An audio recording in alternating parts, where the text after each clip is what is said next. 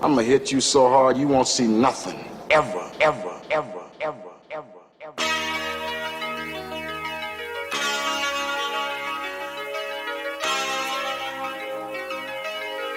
Audio skulls all day. The mad scientist lab. Well, I understand that.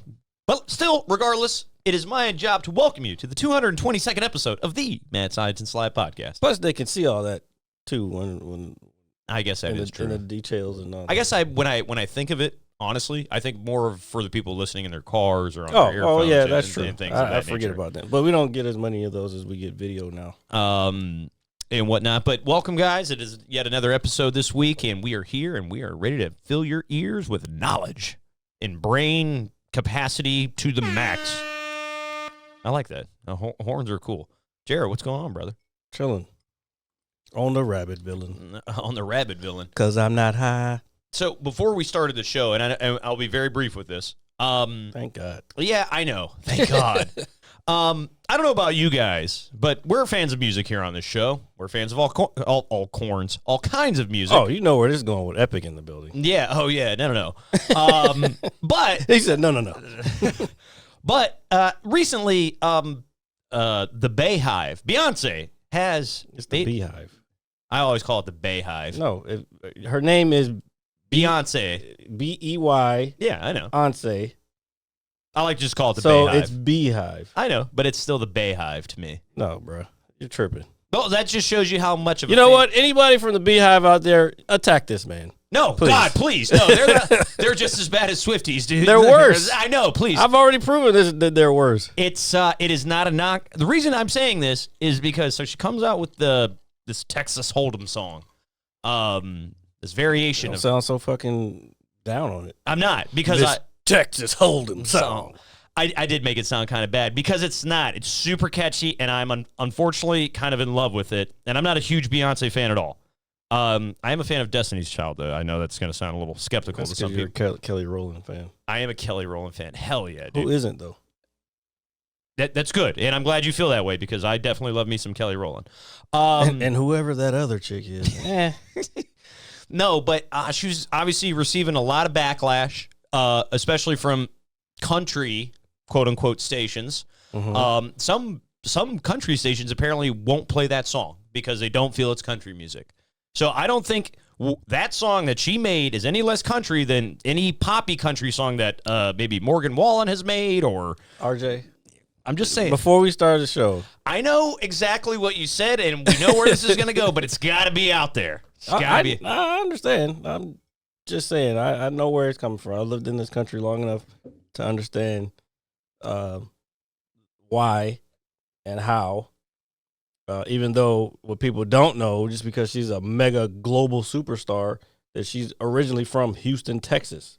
Yes, and so that is correct. She grew up on the shit. Mm-hmm. So fuck off, you fucking... Never mind, let me calm down. I didn't want to get Jared riled up so early in the show, or maybe I did, but we'll never know. Anyway. Ain't nobody say nothing when fucking Billy Ray Cyrus came over. The song was more popular, even though it was somebody else who made it. That was a country song. Yeah, exactly. What was it? Lil Nas X. Yeah. That shit fucking global. Like, Dude, come on, mean, man. That song you is... can't pick and choose what is country or what's not country just because you think because this person doesn't look like you, it doesn't count. Exactly. And that's where the anger starts to creep in for me. And then the other thing is a lot of people, I just lost my train of thought real quick. It's all right. A lot of people, keep going. Well, a lot of people suck is what I think Jared really was trying to get to the point. No, but I'm not a huge Beyonce fan, but I really like the song. I think it's catchy. We're going to be hearing a lot of it. Epic said country music isn't country music anymore. I mean, yeah, I agree. It's pop. Everything, even hip hop isn't, in my opinion, a lot of hip hop that you hear on the radio is not hip hop. That is fucking hip hop. Like, and fucking that was the same thing that Yasin Bey, aka Mos Def, said about Drake. Mm-hmm. He's fucking pop. Yeah, let's be real. That like you ain't gonna ever see him in a fucking battle rap. You're not gonna see him fucking spraying graffiti on a wall. You're not gonna see him fucking breakdancing. Get the fuck out of here. Yeah, because for any real hardcore hip hop fan, that knows the what is it? The core The three DNA. the pillars. Yeah, the DNA behind hip hop is a way of life. It is a culture. It is not it's not a genre of music. It's a way of life. The graffiti, like you said, the break dancing, the the gold chains, the big gold ropes, the style. I mean, that's not. I meant so more like back in the day kind of thing, like Slick Rick with the eye patch and his big gold ropes and stuff like that. But yeah, no, I agree with Epic as well. Like country music isn't really country music anymore, but that goes for just pretty much every other genre as well. It's like he said there's very few actual country music artists. I don't listen to enough country to say whether there are or not. But I'm sure just like hip hop, you can find real hip hop. Yeah. And you can find real country music. There's the one that I brought up. What is it? Coulter.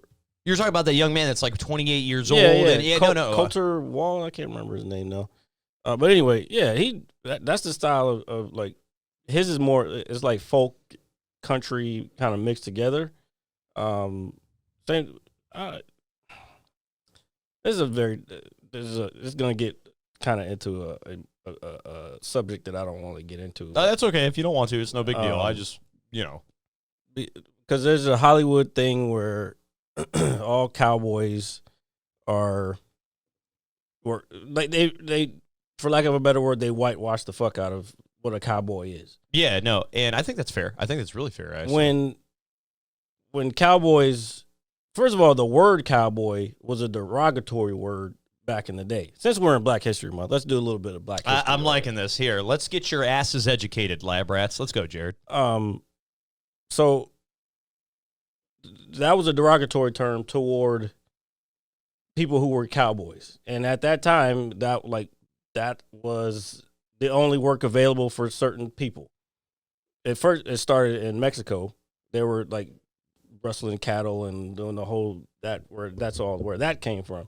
And then again, because it was a lower tier job to rustle cattle and take care of the horses and the cows and shit, mostly it was black people doing that. And then it became this thing when Hollywood came around. It was like, oh, well, we got to settle the West, and all that shit came out. Like, oh, well, get on cowboys, and it just became this. The word is whitewashed. Yeah, Hollywood took it over. John Wayne, I love Clint Eastwood, but Clint Eastwood, and it was just a long time that everybody, and then country music comes out of that.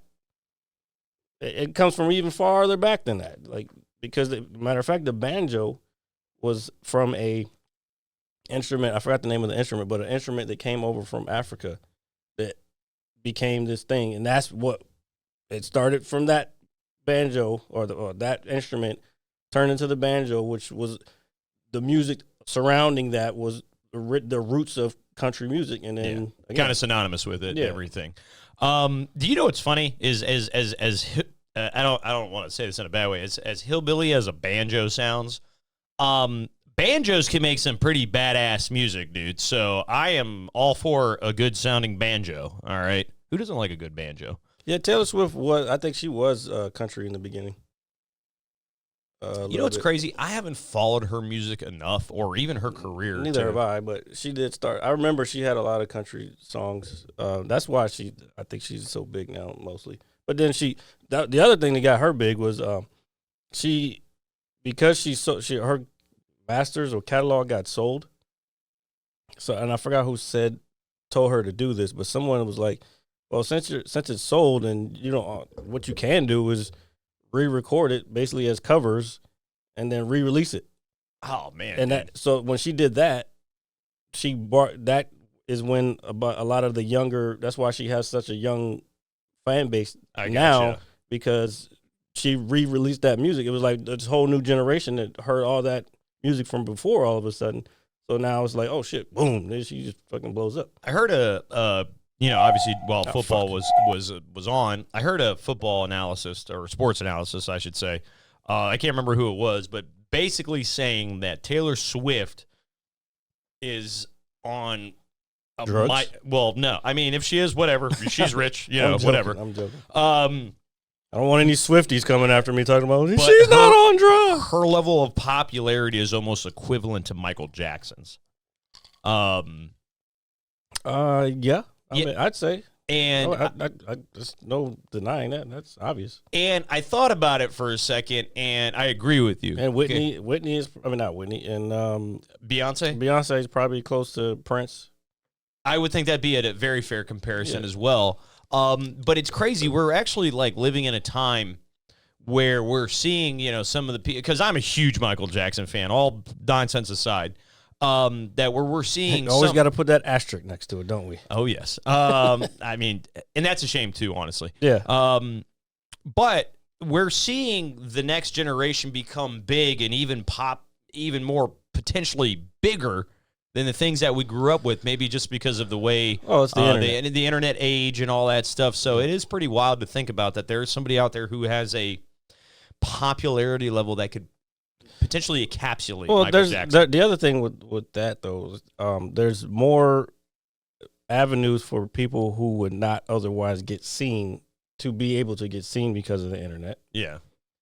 But then there's also people who probably deserve to get seen that don't get seen because everybody's pushing their eggs into whatever the one basket. Well, they could be more talented than who the most popular people are now, just because a lot of times fame comes from just as soon as you get one little piece of eye on you, as long as you know how to ride that wave, you can stay on it. Like, you know what I'm saying? Like, yeah, the lightning bolt. There's a lot of comedians that end up like they struck that lightning of it's doing like 2 or 3 skits every day. I'm not naming names, but doing 2 or 3 skits every day, putting those out, and then those just some of them become viral, and then they build their audience that way, and then they start doing stand-up.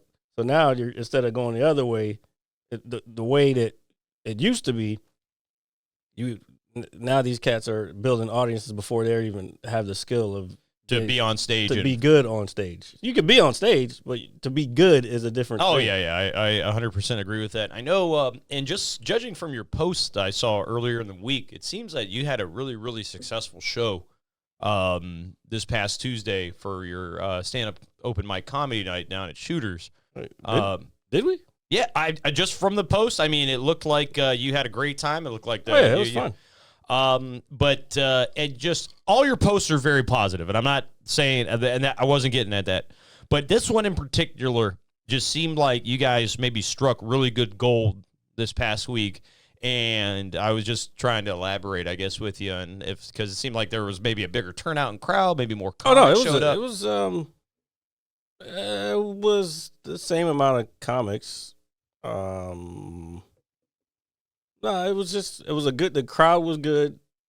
And because, I even said that night, I don't think what people realize, I get it that we're at a bar and you're probably not there for comedy, or you're just there because you had a shitty day at work and you want to get drunk, but that's the perfect time to fucking be at a comedy thing. You know what I'm saying? You had a bad day here. Yeah, a bad day. Have some fucking laughs. Fucking whatever happened at work today doesn't fucking matter.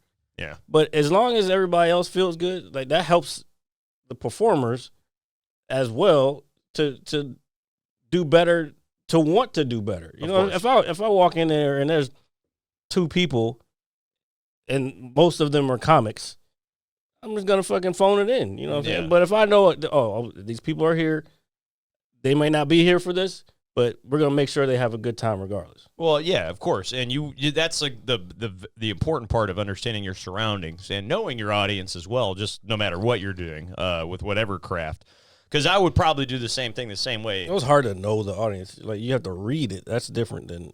Well, I guess I meant more so that like if you just like you were saying, you walk in and a vast majority of the people sitting there, if it's only a handful or the comics that you do it with, it's like you know what. I know these guys, but when you go in and you see somebody you might have the opportunity to really impress, then you obviously approach it differently.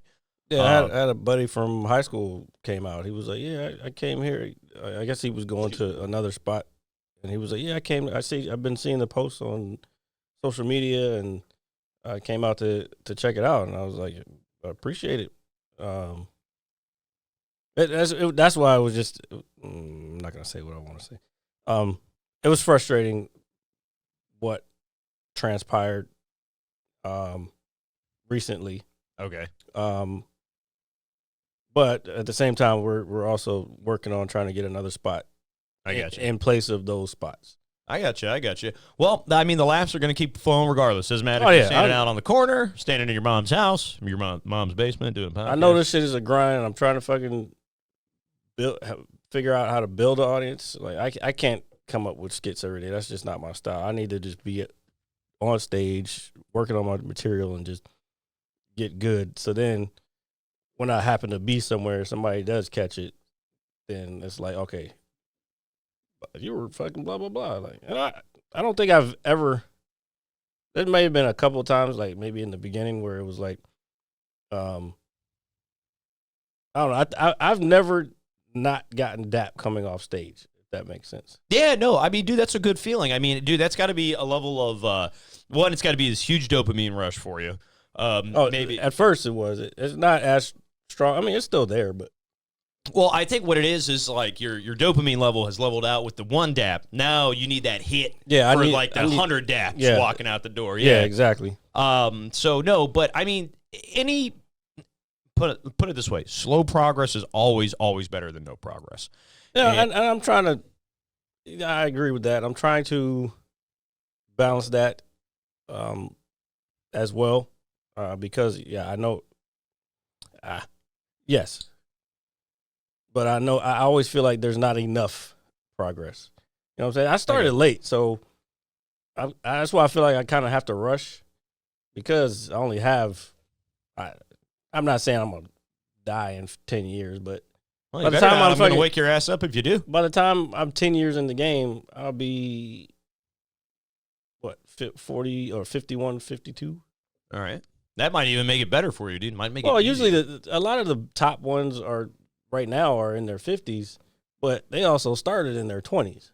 Yeah, that's true. So, but I think if anything benefits you, Jared, and just your comedic buddies as a whole, and shout out to those guys who always are super wonderful when they come over, is that we live in such a different time. You were just talking about a little earlier, like some of these kids nowadays, they get popular off these skits, and then now I'm on stage, dude. The reverse might happen for you. You know what I mean? Yeah. So I'm trying. That's what I'm trying to do both at the same time. To be honest. So it's always good, and I know I am very guilty of this. Is just trying to remain positive when things don't really seem to be going in what you think is your favor. Yeah, and I think we all struggle through that throughout life. I think it gets easier to handle it. Yeah, because I know there was a time. I was probably like 20, almost 30. I was like, man, I didn't get any of the stuff that I was hoping as a teen that I would be at. You put the idea in your head. These expectations. And the world that also puts these expectations in your brain, too. So, yeah, like going to college or getting. I wish I had never done that. No, but you're right. That was a mistake. So, but it's funny we're talking about these hefty expectations because when I was all my let me be a rapper aside, when I was in high school and all that other stuff, could have kept doing it. You never. I could have. You're right. But the expectations from everyday life, even from my own mother, it's like, hey, you like doing this, but you're gonna have to find some sort of career. Well, it usually comes from the parents because that's why I think I've told this story before. Like I remember the time when I kind of, as a kid, I've always wanted to be a stand-up comic.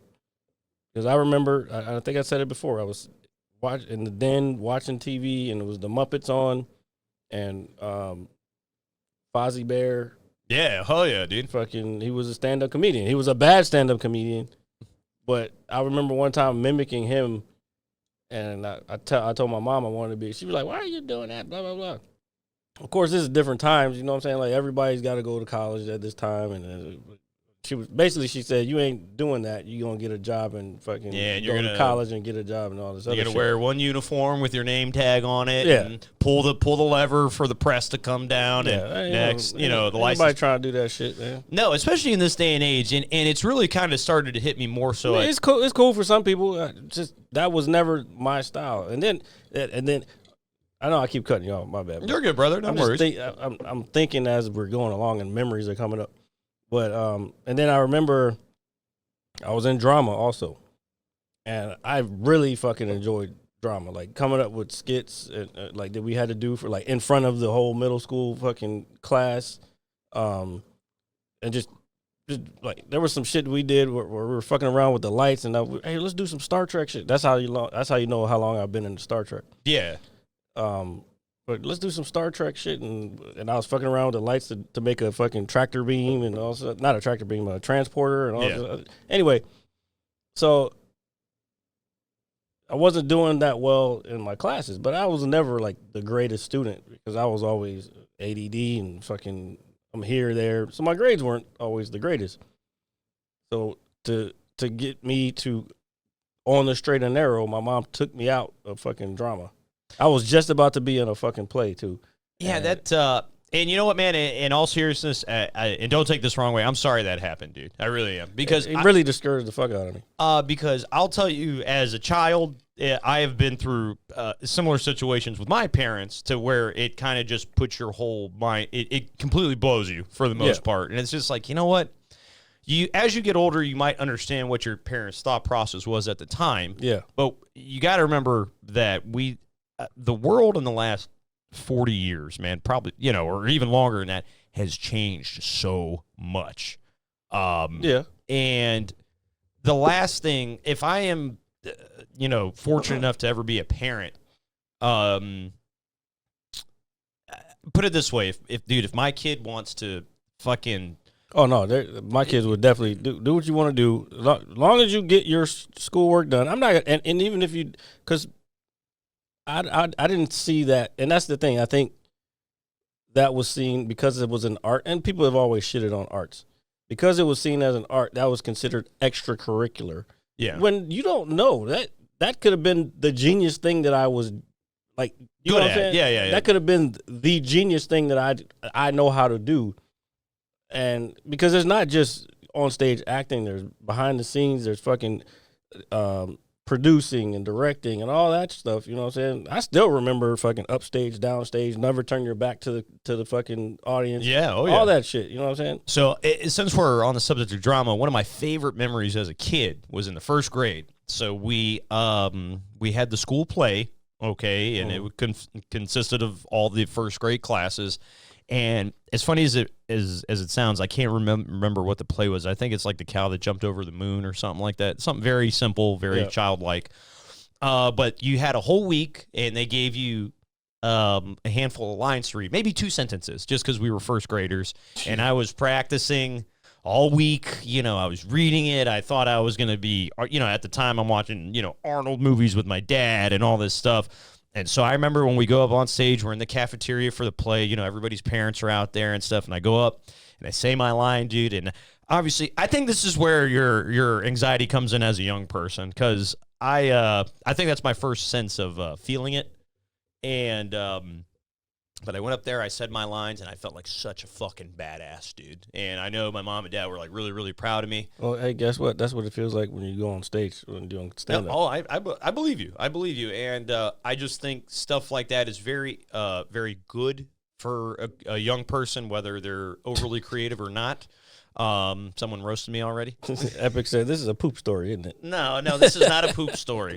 No, that actually did happen the same year. But no, it is not a poop story, unfortunately.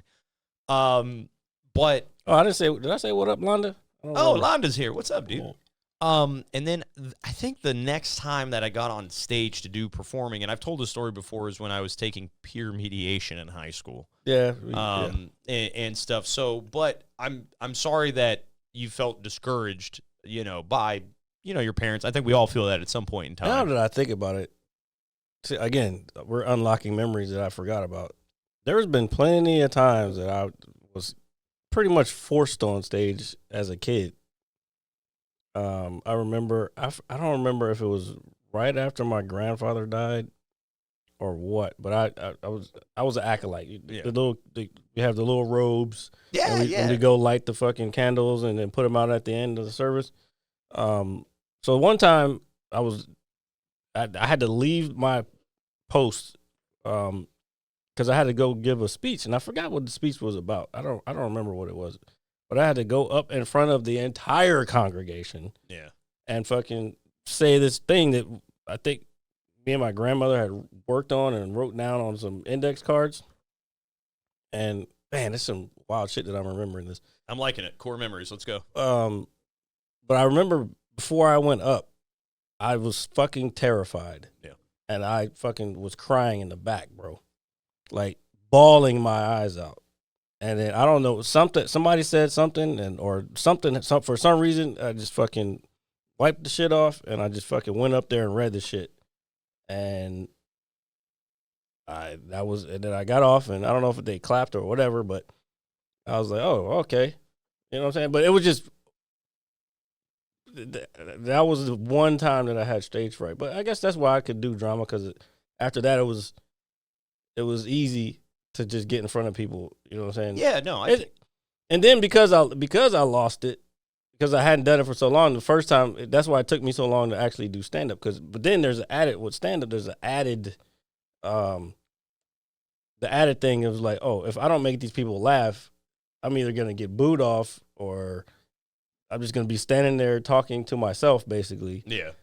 And I think that's actually worse than getting booed. Would you think so? Oh, yeah, 100%. Yeah. The bombing, when there's silence, bro, you can hear fucking pins drop in the back. Yeah. Nah. I think I would rather get booed. Somebody honestly. drops a spoon or their fork while they're eating and shit. That's the fucking worst. Your shit's so bad, I can't finish my meal. Like, right after your punchline, a fucking fork just falls. It's like, oh, damn, that was horrible. Yeah, no. So, no, but that is good. Like the good old wrestling adage, any reaction is a good reaction.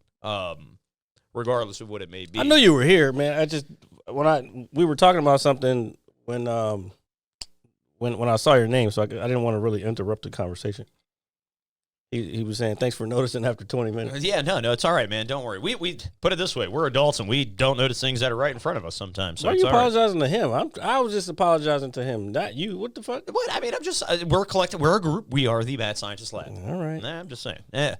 But you were talking about unlocking core memories and all this shit just randomly as your brain was. Yeah, I don't know how far we want to go. I don't want to unlock too many. Yeah, no, but might be some bad ones in there. No, it's crazy. You'd be surprised. So, do you know what I did today, Jared? I had a self-care day. That's what I did today. I went and I got. Yeah, it's in this day and age, you can't be happy. I'm saying that jokingly. I know. I believe in self-care. So I got up today. I have definitely been putting my hair cut off and me cleaning my beard up for like the last 2 weeks. I told you, bro. Yeah. We talked about this before. Like, when you get a cut, you feel better about yourself. You don't feel like a fucking low life. Yeah, no, and I didn't feel like one before, but do you know what I did afterwards? And I used to do it maybe once a month or once every month and a half. You got a happy ending. Yeah, I went for a massage. Yeah, so not a happy ending. She's a nice lady, but I'm not doing all that to her. I thought you were going to say he's a nice man. I mean, anyway.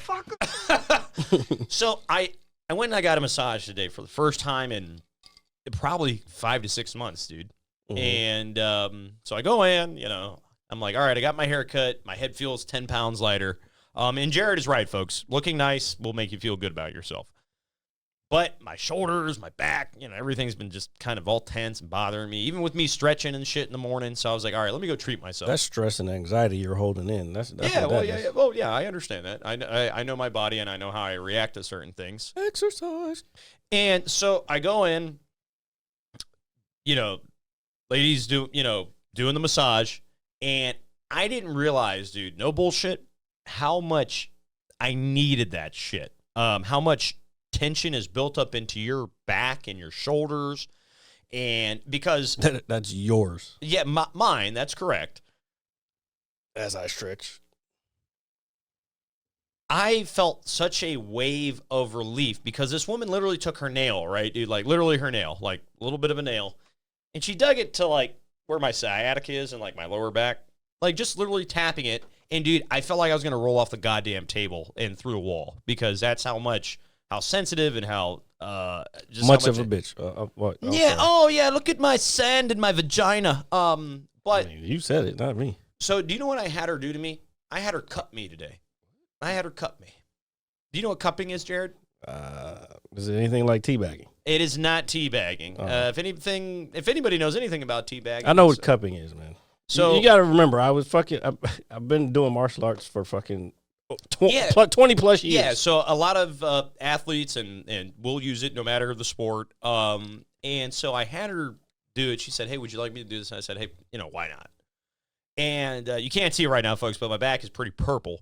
And I just felt 150 pounds lighter after this lady was done just working her magic fingernails and all this stuff on my back. I agree. But my whole point was, is you were talking about, you were just unlocking these core memories. When you have so much tension built up in you, and you finally get that massive release that you've been just, Londa called it. Yeah, that massive release that you've been looking for. It's emotional, man. He called it like shit. Wait, this sounds like a too detailed orgasm story. I didn't go there. The massive release. Yeah, no, but I just put it by this way. By the time the lady was finished, she said, "You enjoy the rest of your afternoon, dude." I was lying there like a fucking noodle, dude. I didn't want to get up. I did not want to move because I felt 100 pounds lighter, and I was like, "Damn, dude!" It really occurred to me. It's like, fuck, because for a good portion, I've been eating better. I've been, not doing this stuff, and I feel good. And at the same time, when I went and did this today, I felt even better. It's like, oh, fuck, am I carrying all that around in my body all the time, dude? Yes, you are, 100%. And it was just so wild, and she was such a nice lady, older lady. Obviously. But I basically told her, I was like, I would marry you, and then I paid her, and then I left. And I'm going to go find her again at some point in time. And she said, Motherfucker. She was nice enough to say that, yes. But that was just kind of like my point, is that I had a day for the first time in personally a while where I just said, fuck it, I'm taking care of myself today. I'm not worried about anything else. And I felt good. And when I got home, which was earlier this afternoon, I laid on my couch, dude, and I felt like I was just floating on a pillow, dude. And it just felt really, really good. It just felt really, really good. And that's kind of my point. I just felt like I could cry. All right. Thank you for that beautiful rendition of how you busted a nut to an old lady. I mean, they were. I mean, why do you think they're good at it? But it's okay. It's all right. I'm not going to elaborate any further with that. So I don't know how we get away with this sometimes. I don't know how I get away with this sometimes. You know what the funny thing is I really think I do, but I don't. Because somebody in the back of their mind's probably like, this motherfucker right here. So what if we want to dip into the entertainment beaker a little bit? Do you know what It's the entertainment beaker. Because it's a container of entertainment. There we go. See, I didn't do that long, drawn-out pause that you hate so much. Thank you. Do you know what I finished watching this past week? It is not What If, unfortunately. I am currently watching What If. How dare you? Yeah, I am. We will talk about it once I'm finished with it because I don't want to give any of my feelings or emotions away. But okay. what I did watch. By the time you finish it, I won't remember what even happened. That is how this cycle works on this podcast. I'm gonna have to rewatch it to catch up with your ass. That's crazy. That's fucking insane. So I finished watching the newest season of True Detective with Jodie Foster. No epic. And I'm going to tell you, as somebody who is a pretty big True Detective fan, especially the first and third seasons, second one, I was really, really looking forward to this. I really, really was. And I'm going to be upfront with you. It was okay. Epic. I did not like it nearly as much as I wanted to. No, I mean, I get it. I tell you right now, I have not heard a fucking big brouhaha about it. To be honest, I haven't heard anything since the first one. Yeah. Maybe the second one was Woody Harrelson, or was that the first one? That's the first one. Okay, so yeah, I haven't heard anything since that. So I'm not that interested in True Detective. And it stinks because you're right, because I consider the first season some of the best television, period. Yeah, I agree. Period. And so I think just following that, and when you have Matthew McConaughey and Woody Harrelson, I mean, can you think of, you really can't get any better than that when it comes to that's arguable. It's arguable, but they did such an excellent job. For that, yes. Yes, which I think is why it works so well. And it's like saying fucking Arnold Schwarzenegger and Danny DeVito aren't the best comedic pair of all time. You know, that is actually really Yeah, good. I exactly. mean, that's damn, that is highly debatable. Yeah. But so this one takes place in Alaska. It's like, but this one's only 6 or 7 episodes, and it follows this science lab that's built in Alaska. Don't give it away. Well, I'm not. This is just the premise of the show. I'm not giving anything away, I promise. Basically, there's a murder that happens in a science lab, and Jodie Foster and her partner have to figure it out. And you go through the motions and with all the character development.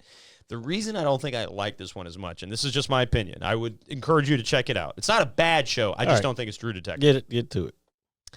Is that it had such an ending to where it was so open for interpretation that I hated it. And maybe that's what they were going for. Which is fine, but I think like how we were talking about Christopher Nolan's films last week, how when I watch his movies, I judge him by his movies and nothing else. Yeah. I think that's kind of how I looked at True Detective because I'm such a fan of the first one, and I'm a huge fan of the 3rd season.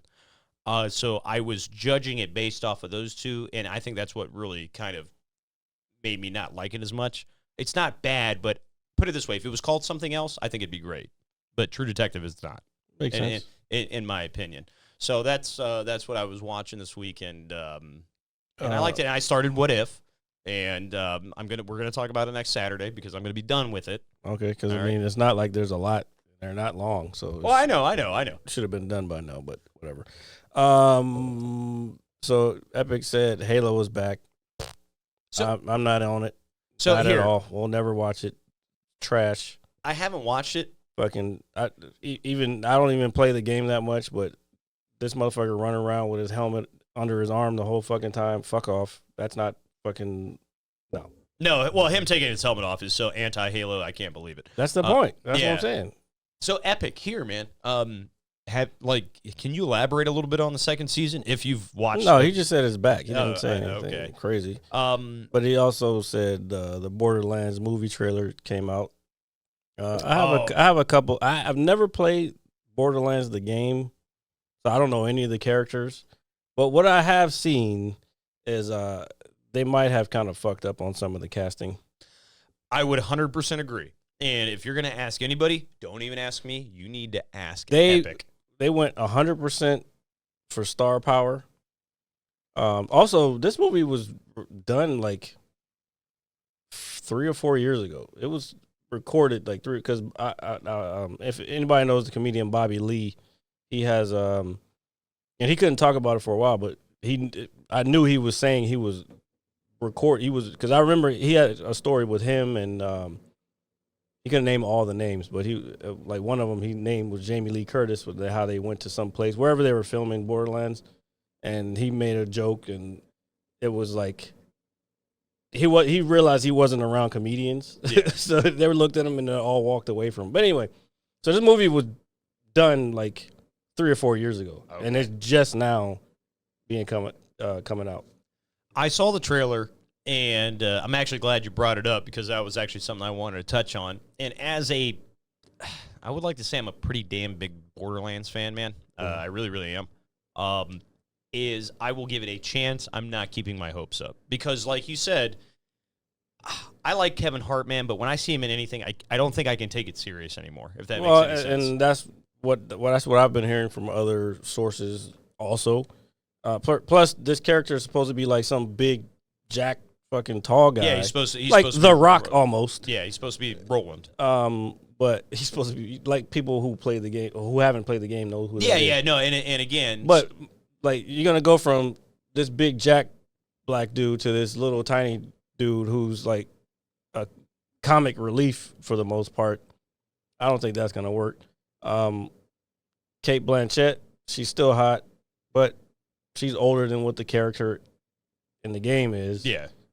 And most of them are older than what they like. Jamie Lee Curtis, come on, bro. Yeah, Jamie Lee Curtis is probably. I love her, but yeah, she's. Can you pull up at least the movie poster so people can see it? If for anybody who out there is, and I know this especially applies to Epic, who is a big Borderlands fan. I mean, it's somebody myself. I mean, I've pretty much played all of them besides 1 or 2 of them. Mostly the pre-sequel and Tiny Tina's newer expansion because it's just basically the Borderlands 2 DLC. But the lore, the feel of Borderlands, it is its own universe. And then I saw the trailer, and just like most other people, I was like, hey, this is either going to really just follow, I guess, I hate to say this, canon, and it's going to follow Canon. that was actually a pretty good one. Yeah, the source material, or it's just going to be something made for $1, and people are gonna. It looks like it's going to be a very forgettable film. Unfortunately, I wouldn't say that. I think the action is going to be pretty good. as long as we get some good in-game references, and there's a lot of them, I'll be happy for me. with I that. wouldn't know what they are and what they aren't because I never played the game, so I couldn't tell you. If I think anybody who has the hardest role in this whole thing right here, and I mean that to a degree, would be Jack Black, who is going to be the voice of Claptrap. How is that a hard? Because Claptrap is your lovable robot. He is like, Okay, that's Jack Black right there. yeah, exactly. As long as he can get Claptrap's demeanor down, I'll be happy. I think he'll be fine. Yeah, and I have nothing but faith in him because I know he's a very talented guy, even if he can be a goof or people look at him as a goof. I think he can. My thing with Bobby Lee being in it, Bobby Lee's a gamer. He streams. That's probably like a dream come true for him. Oh yeah, 100%. So we'll see. And you see him in the trailer. It's like a very brief picture of him, like a quick movement of him. But he's in the trailer. I'm a Bobby Lee fan, so like I know a lot of people might not be, but I don't know because he's just eccentric. I've been a fan of him since he was on Mad TV back in the day. Oh, way back in the day, dude. Yeah. Dude, Mad TV, man. Think about it. Mad Magazine, all that stuff. What happened to magazines, man? Well, obviously we have the internet, bro. We just said it earlier. Yeah, I know, but man, dude, there was nothing like These colors are fucked. There's nothing like going to the grocery store, at least for me, with my mom or my dad, and they're shopping, and it's like, hey, let me go to the magazine aisle because I try to look for the new copy of Game Pro or Game Informer. Or what was, there's another one. Oh, God damn it. As Game, it's bothering the shit out of me. It's Game Pro, Game Informer, and then there was another one. Oh. Disney. No. Oh, man. It's bothering the shit out of me. It was a very popular magazine, too. Oh, that's horrible. I know. Shit. I'm not talking about. I I'm talking about what I'm talking about. Regardless, I mean, you could open up a magazine, whether it was a hip-hop like Double XL or Vibe or a gaming magazine. Yeah, I think we know how magazines work. Yeah, I just kind of miss that vibe, looking forward to the next big thing, and the only way you can find it is in a magazine. Like, it's like, hey, when's the next game? That era's over, pal. I know. I'm just saying I miss it. And I think people need it. I think it's important. I think it's important to wait for things. Curmudgeon. Because I believe if you give everybody what they want all at the same time, all the time, it defeats any sense of achievement or working for something. You just can't give people what they want. Yeah, so he's saying the little girl that's playing Tiny Tina is gonna have the hardest role. That I could see that being a thing too, because she is also very outlandish, I should say, in terms of character. They all are, but that's Epic's favorite character, if I had to be honest with you. So I know he's got fucking glowing goat eyes, whatever that means. Because it's amazing. She arguably has the best downloadable content version of any Borderlands DLC, period, and as a character. So no, Epic is kind of on the money with that too. But Claptrap is insanely important. He'll be there. It's Jack Black, man. I know. I used to hate on Jack Black, but he's a savant. Like that motherfucker. He's a musical fucking. I don't want to say genius, but he's very good at music. Yeah, he's good at comedic acting, and his social media shit's pretty fucking wild too. So. I was a big fan of School of Rock when I was younger. Oh yeah, that's a good movie. It's a great movie. Tenacious D and The Pick of Destiny. Again, not something I would normally watch. I know you like Nacho Libre. Yeah. What's crazy is I've never actually seen the whole film. As crazy as that sounds. I'm a wrestling fan, but I've never seen one of the Although he was a white dude playing a Mexican, but whatever. Yeah, let's go back to whitewashing, folks. Well, that was like that one time I was in Lucky's and somebody just happened to have a luchador mask. I can't remember who the fuck I had that. went to Mexico, but don't worry about it. fat Faison liar. Dude, and I put it on. I have to find that photo. I'm going to send it to you.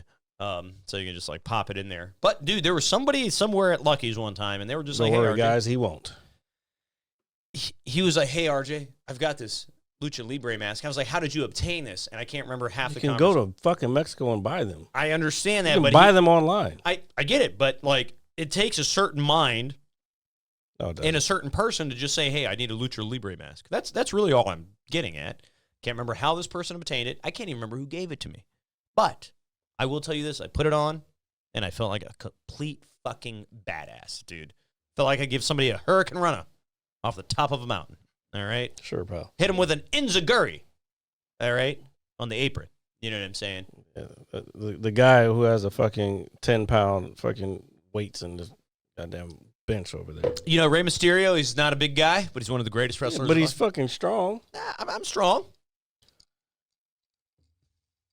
Let's move on. You know what? He was a fat Faison liar.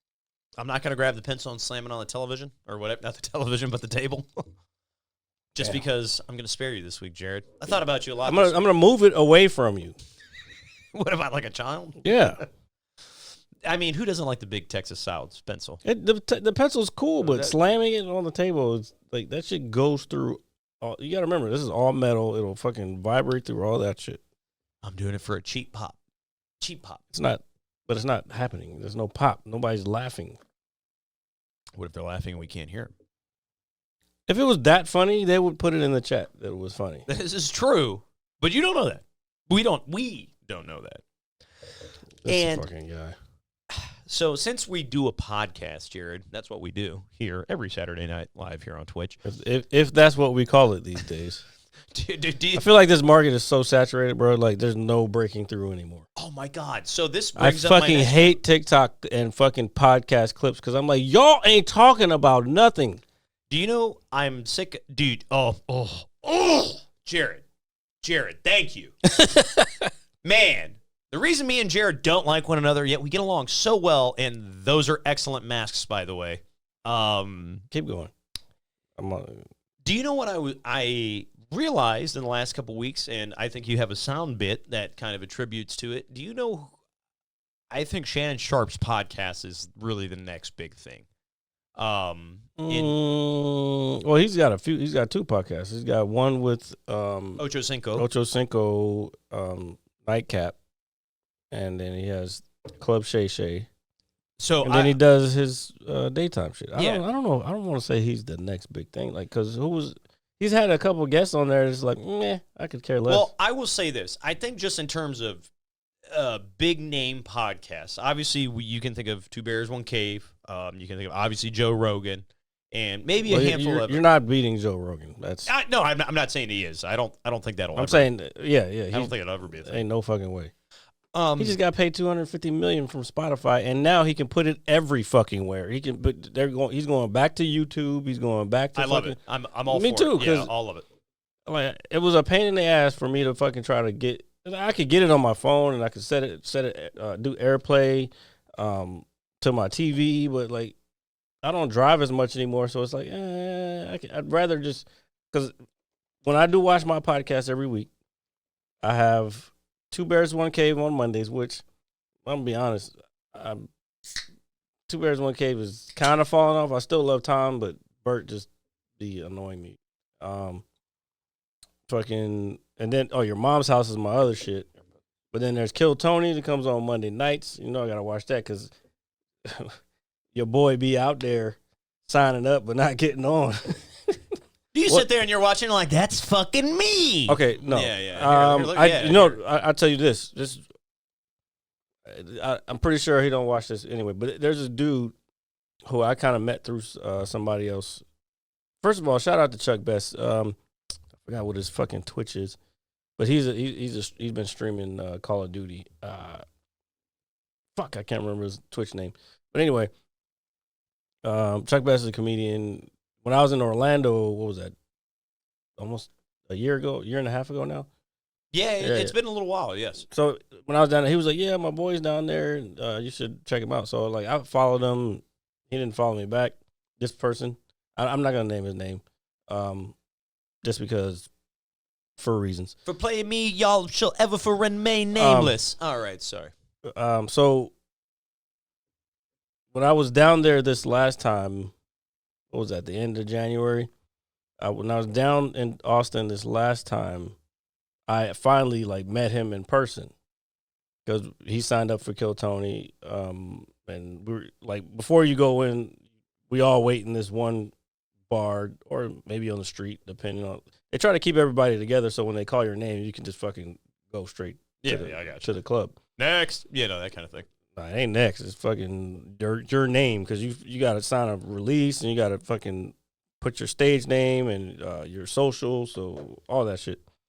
So I hear his name called. I'm like, oh shit, he's going up, and then at the end he's back over there. Usually I've kind of noticed this. I've only done it twice, but I've kind of noticed this when someone does good, like if they do real good, they're not going back to the bar that everybody else is at. Yeah, they're like probably hanging around the club, maybe talking to some other people, or maybe they just go home. I don't know, but that's what I've noticed just by watching. Because you know me, I like trying to figure out patterns and shit. Yeah. So he came back, and then he was outside talking to somebody. I was like, "Hey, what's going on?" It was like, "Yeah, you know my buddy Chuck Best," and he was like, "Yeah." He was like, "Oh yeah, I do remember that." Blah, blah, blah. And he was telling me where all the open mics was. I'm like, "Oh shit, fucking, this dude's cool. Okay, cool. Let's see what." And then I was like, "So how'd it go?" He was like, he gave me the spiel. I don't want to say exact words. Yeah, I got you. Integrity. Yeah. So then they're 3 weeks behind. So I've been waiting 3 weeks to see the show when I was out there, and it's weird because the first time I went out, it was the next week. So I don't know how they're doing the shit. But anyway, so I watched the shit and I was like, oh my, like the whole show, there was nothing but bad comedians on that show. Like there was like one guy, and I remember seeing that one guy. He was playing cards, and he even said it on stage. He was like, "Yeah, we were over there playing cards," because he said he's a big gambler. And I'm just sitting there waiting, and I'm seeing them playing cards, and I see this guy get called, and I'm like, "Oh shit!" Then I see him on stage. He's the only one that did good out of everybody they called until the last person. And when I finally saw this person's thing, and if you saw their social media and as much as they fucking post and boast, it's like, bruh, you should not be posting and boasting like this. Like, this is crazy. Like, it was bad. Do you know, it's funny you say that, man, because I think more so we live in a day and age where you can try to attempt to inflate your own ego and create whatever narrative in your head. But when the truth is out, the truth is out. Yeah, and you're done. And well, no, they're not done. Done. You're right. He's not done. I mean, he still can keep working and doing open mics, but I mean, unless you improve, and then on top of that, you get called to you open for a big name comedian, and then you go back to their show, and then they remember, and they're like, "Oh wait, you didn't do good." Yeah, like, hey man, my fans were like, "What the fuck?" Yeah. All right, so that's not a good look, bro. Nah, not at all. Yeah, I'm not naming names, but well, I will say this: I will always commend anybody. Exactly. Chuck Bass, not him personally. He was the one. That's who I'm talking about. Oh wait, no, is that his Twitch name? Hold on. Here, well, Jared pulls that up, but what I'm basically saying is that when you're, put it this way, if you're ever good at anything, you should never have to tell anybody you're good at it. No, and yes. Yes, comedy is a merit-based I'm not saying don't promote genre, yourself, but yeah, you got to promote yourself. No, it's Funny Man Chuck B. Here, I'll put it in the chat so people can. And so, while again Jared pulls that up, it's one of those things where you put it this way: if I walk into a bar And I'm like, yeah, I'm a ladies' man. I'm going to get any broad in here. You see all the photos with all the women I take on my, Instagram, X, whatever it is. And then you go into said bar, and they're like, hey, lady. Everybody's like, ew. Yeah, you're being weird. I'm going to have to stop you there. Yeah. Everybody, I think Chuck Best Laughs might be his Instagram epic, but I just put in the chat his Twitch, so please go follow him. Give him some love from us whenever he's online. If you see him online, give him some love from the Mad Scientist Lab and tell him to get his ass out here and be on the fucking podcast. Yeah, here, come on over. Anybody's always welcome over to come on. You've met Chuck. I'm actually, I have an idea. I actually have somebody who is possibly coming over next week. Okay. Well, don't tell me now. Tell me after. I will tell you after. But I think it's good. But going back to, I guess, the whole Club Shay Shay and Shannon Sharp, and granted, he's obviously been in the news lately with one, obviously the big one being Cat Williams. He had Monique on, which I didn't listen to any of that, I'll be honest with you. But then I saw some clips from his recent interview with Johnny Manziel. Yeah, I saw some clips. I never was a fan of him. So No, neither was I. But as I was watching these couple of clips, I was looking at Shannon Sharp, Unk, and I was like, damn, dude, this guy's really really doing it. And is he like this podcast, this one in particular? This is like the next level of like. Well, here's what I'll give you. I don't want to say therapy, but like exposure, so to speak, or just here's what I'll say about that. The Cat Williams interview catapulted him to the next level as far as that podcast. I mean, it's not just saying he wasn't doing decent numbers before, but having Cat Williams on there and getting fucking the exposure that got that. It was like, I'm sure motherfuckers was fucking hitting his line like, yo, I want to be next because I got blah, blah, blah coming up. Yeah. And I need the fucking exposure. Now, he might be good he's going to be coming from a different angle because he can get athletes. He can get comedians. He's going to get more of a, I don't want to say. No, I think when you were going to say the word mainstream, I think you might be correct, but they might not be mainstream. I mean, think about it. Well, yeah, because like Joe Rogan, a lot of those people aren't mainstream. Yeah, but because they're on his show, they become mainstream. I got you. So I guess I would be. They are kind of mainstream people that he's gotten mostly on that. And I would think the most relevant person, and this isn't knocking anybody out of the last three interviews, obviously would be Cat Williams. Because, I mean, in all fairness, when was the last time anybody talked about Monique, spoke about Monique, or she was... And I'm not discrediting her by any means, but... I don't want to talk about her. She's not... I've never been a fan of Monique. I'm gonna be real, and probably not that enough people will even watch this to even fucking care, but never been a fan of her. I'll be honest. I never saw the whole movie, but just the clips that I saw from Precious, I feel like that's the type of person she is in real life. That's why she was good in it, because that's who she is.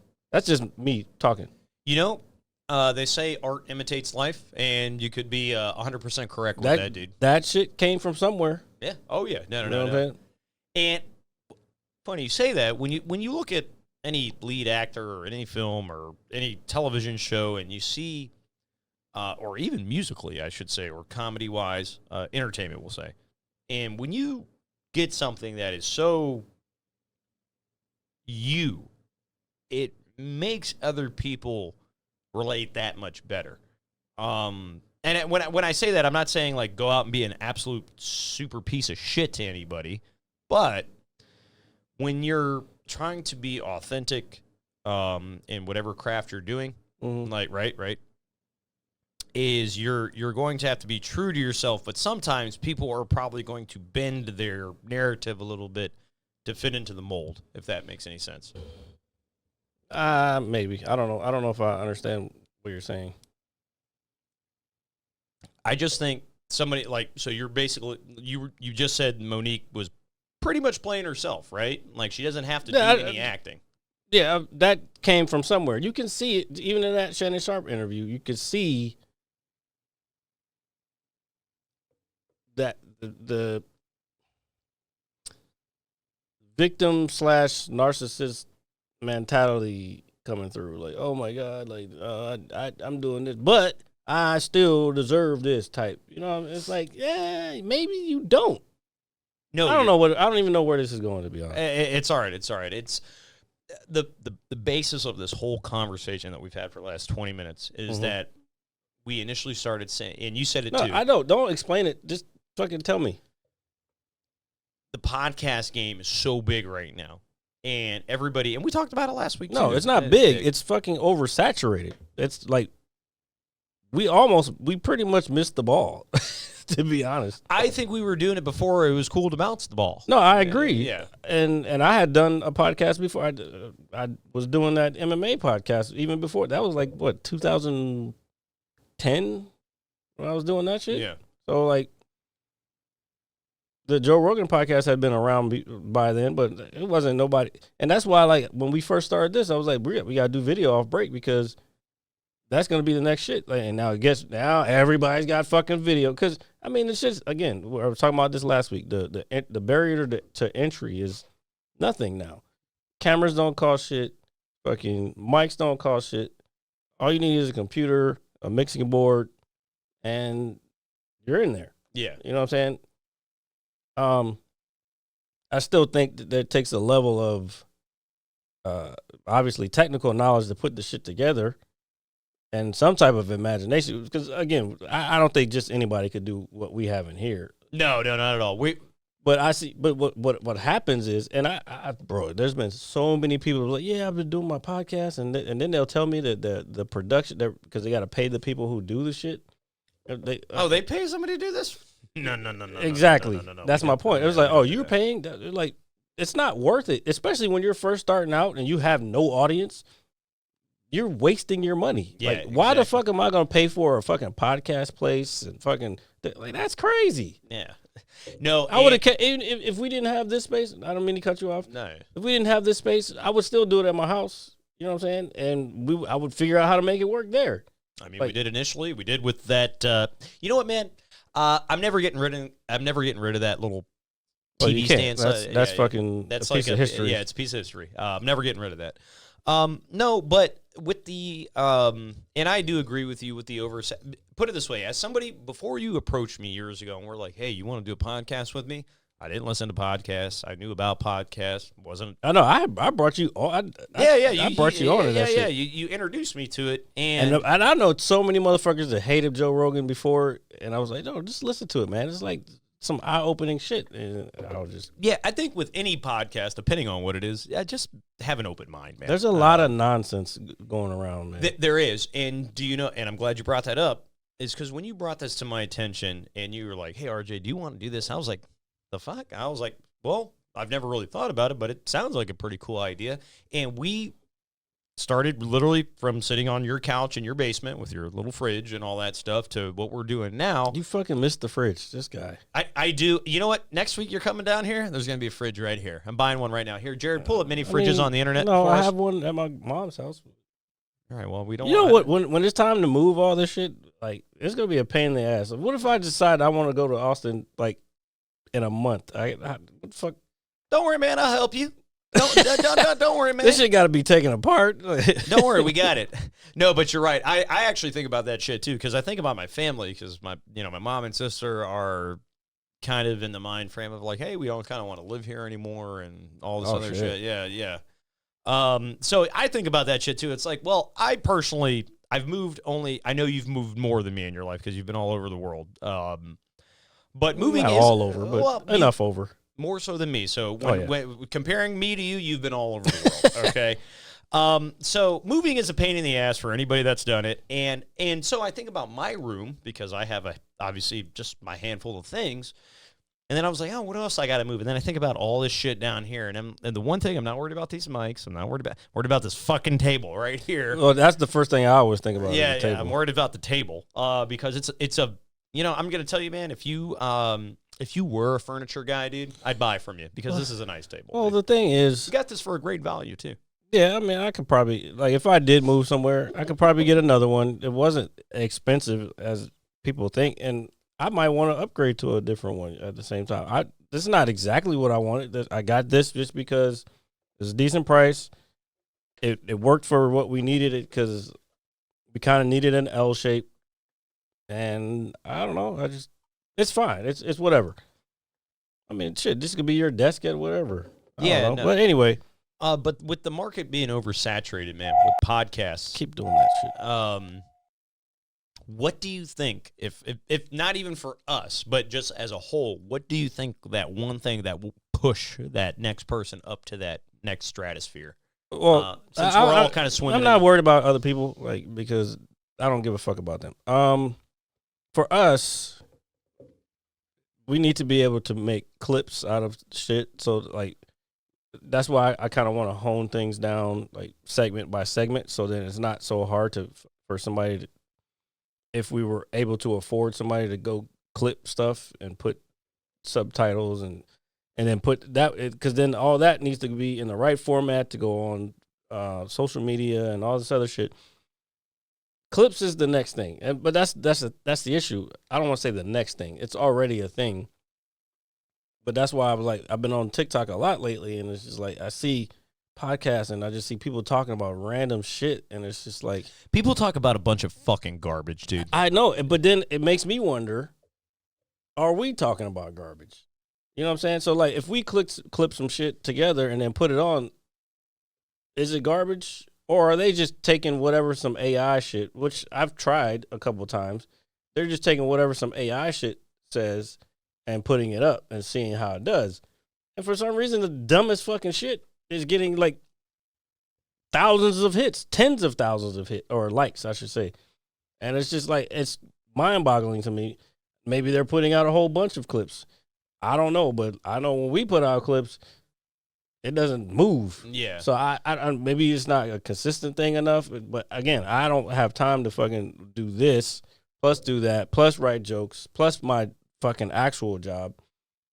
Nor do I want to fucking create clips all the fucking time. Like, it's a pain in the ass. You know. Well, creating content in any capacity takes time, effort, creativity. Yeah. Which, unless I like the Joe Biden shit I did on my TikTok, Jared Lee comedy. By the way. check it out, folks.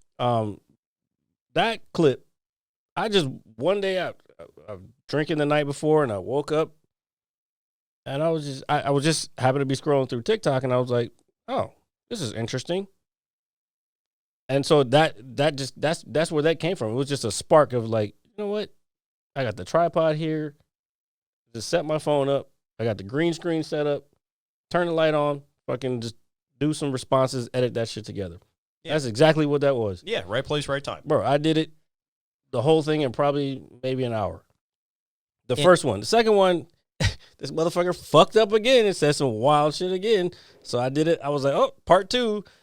So that's all that was. But now I haven't seen anything worthwhile of I've seen a couple things, but it's like, eh. Do you know what people go for? At least from the shit that I've seen in some of these numerous clips, whether it's on Facebook or TikTok, or they're just kind of integrated into one. Do you know what people talk about? They try to talk about things that really, at the end of the day, are irrelevant, and they do it for shock value. No, I agree with that. Yeah. I see a lot of that. And I think the big one, and I hate to really go here with this, but when it comes to relationships, like the opposite sex, or there's a lot of that. There is a lot of garbage out there. Yeah, people I see a lot of. Oh my god. Yeah, it's bad. It's bad. You're right. Epic. You're right. Thank you for the 10 gifted, brother. Thank you, sir. Thank you. I see a lot of, and it's weird. I don't know. I swear, TikTok is very weird because I get a lot of. How did it? I'm kind of outing myself a little bit, but that's hard. How do you? How to know if a girl? 3 ways to know if a girl likes you. Yeah, there you that go. type of shit. Right. I've been getting that lately, and then, and it could be it's on for you, but then I'll get some random like podcast of like it's always the women ain't shit or men ain't shit, depending on if it's a cast full of women. I need a man that fucking makes 6 figures and this, that, and other thing. Or it's the opposite. It's like, I need a chick. I need to ask her what she brings to the table. It's like, how about both of you motherfuckers suck? And that's why you're doing separate podcasts instead of talking to each other in real life and fucking discussing some I shit. want to tell you something, and this is the only time, and you, right hand to God, you're going to hear me say this on this show. Tell the folks. Yeah, and I'm going to tell this to the folks, dude. If you have a problem with your significant other, man, woman, Wait, whatever. what? No, hold on. Hear me out. Okay. Dude, just talk to that person. There's no reason to fucking go out there and go on a tangent about it. Oh, yeah. Don't talk to their friends. Yeah, don't do any of that. You got a problem with somebody, again. It's crazy. Yeah. I'm just that's his experience. Oh, I'm gonna talk to him. I'm gonna talk to his friends because I'm having a problem with him. Yeah, no. What the fuck is you're wrong right. with you? And I think we can all be guilty of it to an extent. But as we are adults, if you have a problem with somebody, just have an adult conversation, even if it's uncomfortable. Yeah, you're being too serious now. Go back to what we were talking about. So we see all these podcasts or clips and snippets of, like you said, either. I'm it's glad a we bunch brought of- this up because I think about this shit as I'm looking at this stuff. Sorry to cut you off again. As I'm watching this stuff, I'm like, the fuck is this? Like they just allow people to put whatever the fuck, and I get it. It's the internet. It's free. Say what you want. I love freedom of speech. But some of y'all got to actually think about the content that you're putting out instead of just trying to put content out. It's just crazy the shit that gets mad likes and the shit that doesn't. Do you know why? Because people try to. I think years ago. So I know a girl. I know a girl. She is the sweetest woman in the world. And she deserves all the right things in life. However, she has always been kind of sucked into this void of, the whole bad boy thing. Yeah. Right? All right. Yeah. Hold your thought real quick. So, Epic, TikTok shop. If you see it sponsored and you see a fucking item, I just fucking swipe away. I don't need that shit in my life. And then Londa said podcasts mainly get used for venting too. And then, those types of podcasts. Well, yeah. So here's my question to you. Are we that type of podcast? Or are we something that's like actually, and you might be kind of biased because you're here on a regular basis, but are we worth actually being a podcast, if that makes sense? Jared asking the difficult questions because, like we just said, asking questions is hard as an adult. Please. No, Epic, again, I get that. People do need to vent, and that's fine. But that's what therapists are for. It's not for you to just get on the mic and say, hey, blah, blah, blah. Like, I don't know, man. Put it this way. I'm tired of scrolling through anything, and I'm sick of seeing. I think we all are, but Yeah. but you're stuck. You have no choice. You're just like, oh, well, maybe there will be something better next. Maybe there'll be something better next. And there's never anything better. No, it's not. It's like, oh, well, yeah, I've slept with like 350 dudes. It's like, ew. But that's not a red flag, is it? Yeah. Bitch, yes. Yeah, I mean, that's, and let's be honest, dude, if you ever decide to settle down with somebody, they're going to have some sort of past. Yeah, we know that. Yeah. You're being too logical now. Yeah. Okay. My point is that a lot of the things that are getting the massive amount of likes and all the attention. It's the wild shit. Yeah, is the things that are outlandish, that don't really make any sense, and they're there for the shock value. They're 15 minutes of fame. Because put it this way, half these people that are talking about it, I've never seen these people in my life. I don't know who the fuck they are. That's what I'm saying. The barrier to entry into podcasts now is so low that anybody can do it. And we've got accused of it on a fucking YouTube short. They were like, oh, they just let anybody into a studio and do. Like, no, bitch, we built this studio. Yeah. Like, fuck off. Like, and I guarantee a lot of these motherfuckers, if they didn't build their studio, or they did build their studio, I should say, they already had a lot of money, or mommy and daddy paid for that shit, so they got fucking furniture and fucking nice plants and all this other. Remember, I said from the jump I wanted a plant back here. Yeah. I was saying that before plants and shit even came into the fucking game. Jared wanted plants before they even grew, motherfucker. All right. Pretty much. Yeah. We invented the plant. The reason you breathe is because of us. Dog. I'm buying a do-rag, by the way, and I'm going to wear it. Just thought I'd throw that out there. So I guess to the audience out there, whether you're live with us or not, Thank you, Londa. is what do you to Jared's credit, what do you view as a podcast as opposed to he kind of summed it up. He was Here, like, go ahead. he was like, you guys are not, in my opinion, you're not all about venting things such as Manosphere / Toxic Feminist podcast do. In your podcast, at least there's dialogue and it's not an echo chamber. And I agree. Like, that's what, like you were saying, that's what happens in a lot of these clips that I see. It's just, and it's not just feminists. It's the other. Oh, I guess that's Manosphere. But yeah, so it'll be feminists, and then it'll be guy or girls talking shit about men, and like, oh, they're not good enough. But then it'll be a reaction video to, and I thought about doing that shit. I was like, maybe I should do some reaction videos to some stuff. But I'm like, no, because like you said, that's the echo chamber. I'm not trying to add to the bullshit. Yeah, no, because I look at reaction videos. I look at that as one of the most. It's clout chasing. It's clout chasing. Yeah, because usually what happens is, and back to this same person we were talking about earlier, I saw a fucking clip today. They were talking shit to Mike Epps on Mike Epps' fucking Instagram.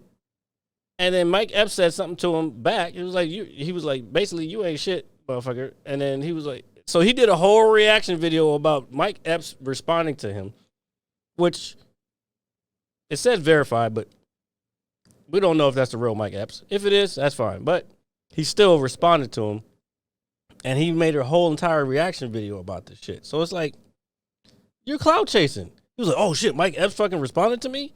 And then he dog shit. He talked shit about his fucking special. Like, bro, Mike Epps has way more specials than you have. You have 0 specials, and you out here talking shit about his last one, bro. You're losing your fucking mind. Yeah, and for people that don't know, Mike Epps has been around for a very long time. Yeah. Next Friday. Yeah, even if he's not in your circular core of comedians or whatever. The man's been in the game for a long time, and therefore, I think when you have that level of seniority, despite whatever it may be, you got to give credit where credit is due, whether you're a fan or not. And I think I could say that, I was talking about Kevin Hart. I don't dislike Kevin Hart. I don't not like Kevin Hart, but when it comes to movies and things nowadays. Don't talk while you're not on the mic. Oh, that's sorry. crazy. That's some fucking crazy shit. What? Who, me? Yeah, well, I just hear when my it voice. comes to, I am not. I thought it was echoing off our little sound. Yeah. I sound like an edited record right there, like a weirdo. Yeah, like most of the rap these days. Oh, dude, rap these days stinks. So I wrote that down. Epic clip 222 at 117. I don't know what we were talking about, but it might have been me fucking venting or us venting. But yeah, gotcha. No, but so to Londa's credit, I guess when we made this show, man, I guess the whole idea originally, and I think it really still holds to this point, is like, hey, let's just be ourselves and talk about things we like. Yeah, and that's pretty much, yeah, I agree. And and we always said, at least for a while, we always said we weren't going to talk about politics. And it comes up every now and then. But we're not focused on politics because for whatever reason, it just doesn't make sense to talk about it. Because that's not even what we're about. You're about wrestling, games, whatever else that we decided from the beginning. And then I was like MMA,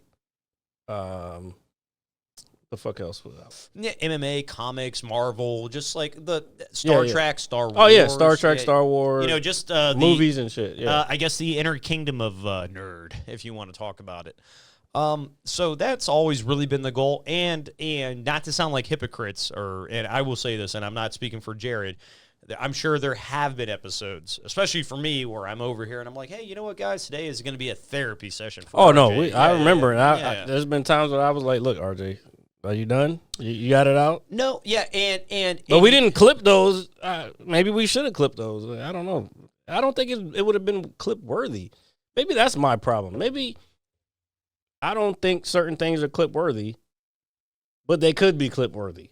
Here, try it. I mean, No, I have tried it because, matter of fact, when I went to that one person on Fiverr and I was like, hey, can you clip these? He gave me like 9 different clips. And I was like, I was trying to get some funny shit, but it didn't come out that. But that's where little Johnny goes into the fucking chat room or the lobby, and then little Johnny, it's not safe. Yeah, that shit did crazy. The comments were fucking outrageous. They were fucking talking shit, but.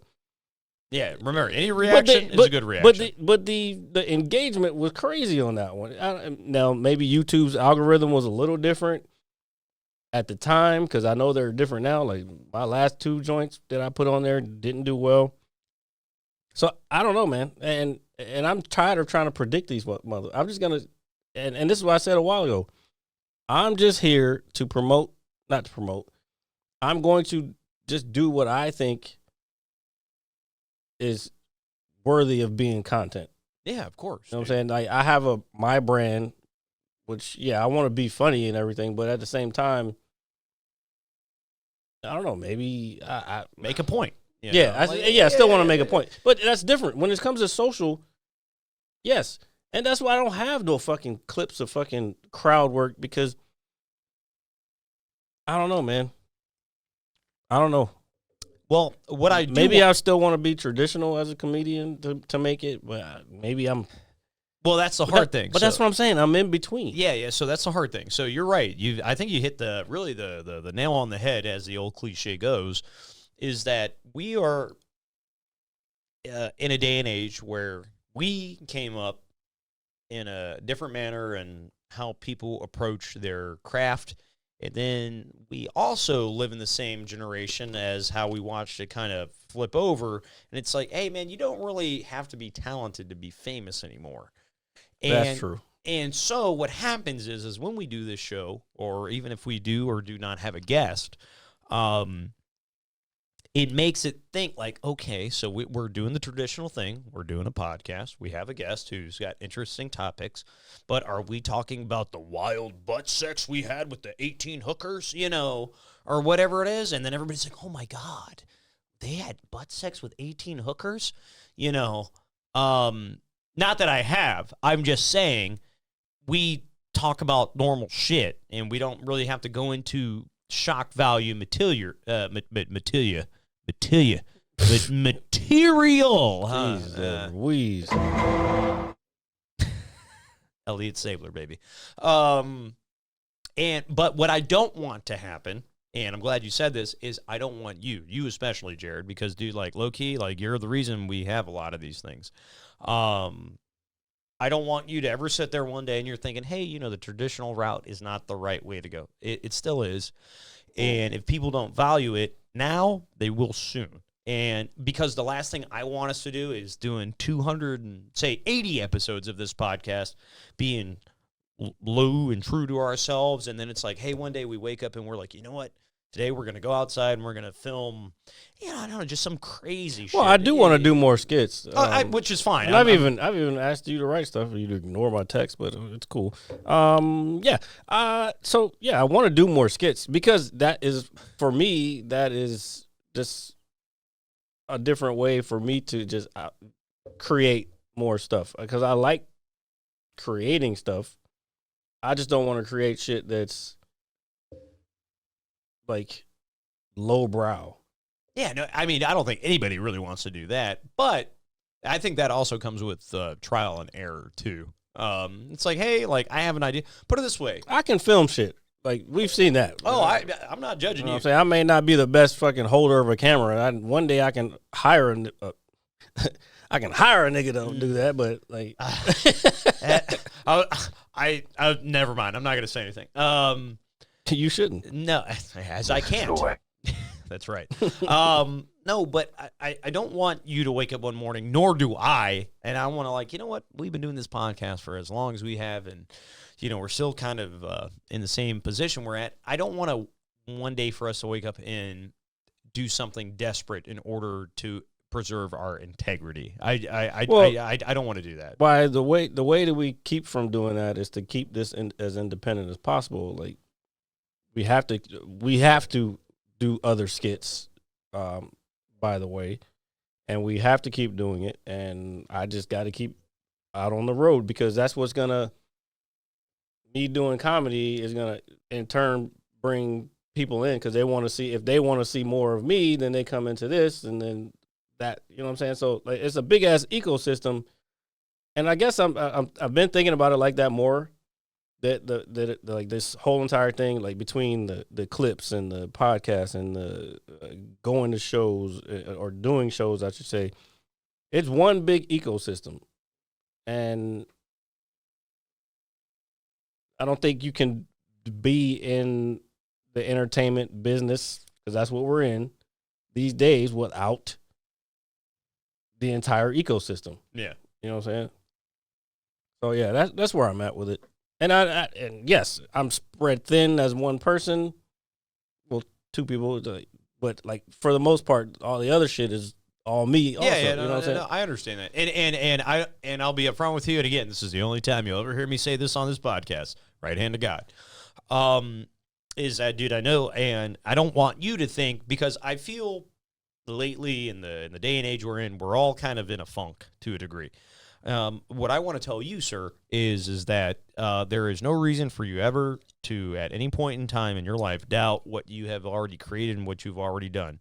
Second guessing it is always going to be the biggest problem with anybody. Yeah, that's definitely. And it's one of those things that is easier said than done. Dude, put it this way: it's real easy to do the hard thing or the wrong thing. It's like if you get mad if somebody's arguing with you, you know what's easy? Punch them in the face. You know what the hard thing to do is sit there, hear whatever this person's, regurgitating at you, and then coming to some sort of resolution as an adult. It's always easy to do wrong. It's very hard to do right. And what I don't want to happen in any point in time for this podcast, for the sole integrity of it, because I think we're very original in the sense of that we didn't come from anywhere. We literally just did it, and it's started from the bottom. Now we're here. Yeah, and that's I guess that's the best way to put it. So, all right, RJ, you're too serious now. Okay. Are you looking at a burning castle? Well, the chat brought this up. Epic said that Cinderella's castle actually burned down. And shit! It looks like it did. Oh man. This is in Disney World, Disneyland. I'm looking. All right. So, ooh, that stinks. I did see a video of it earlier, but I didn't think it was real. Let me see if I can find. Oh, this is very recent, just several hours. I mean, This happened today. Yeah, no, I told you. I saw a fucking video of this shit. See, video shows smoke emulate from Cinderella at Disney. And, I mean... So, Florida's Disney World. Okay. I mean, honestly... Did Cinderella's castle Disney World burn down? TikTok video grabs users' attention. I thought it was AI. Not AI, but... like some sort of After Photoshop? Effects, yeah. Yeah. Red breaking burned down. Here, let me pull it up so everybody can see real quick. Yeah, and honestly, I wouldn't mind going to Disney World. I don't know how I'd feel, but... I've been to Disney World as a kid. Did you like it? I mean, yeah, as a kid, yeah. I mean, who doesn't like anything as a kid? Actually, God. I have a bit that I'm working on about Disney adults.